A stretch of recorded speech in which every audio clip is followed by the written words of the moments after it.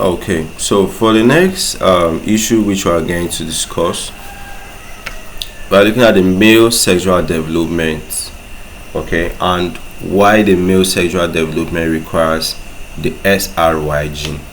Okay, we always talk about the sex determining region of the Y chromosome. Okay, so we're now trying to talk about this male sexual development.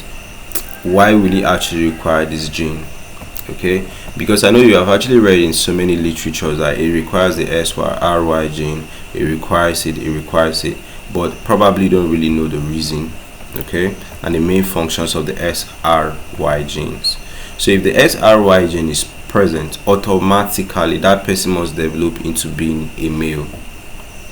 If SRY gene is absent, automatically that person is automatically female already. Do you understand? So let's talk about why this gene is actually very important. So male development, of course, is orchestrated by a cascade of genetic and hormonal signals, right? So the SRY gene, that's the sex determining region of the Y.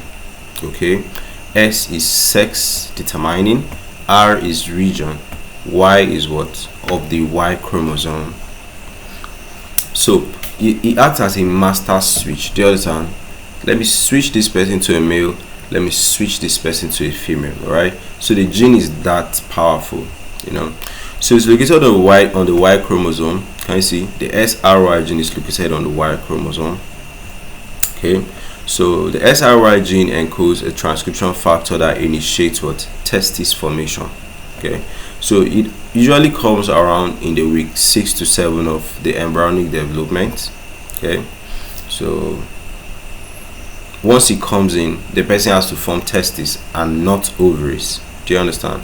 So the downstream effect of SRY activation, there's testis development. So Sertoli cells form the secrete Anti-Müllerian Factor, which will further suppress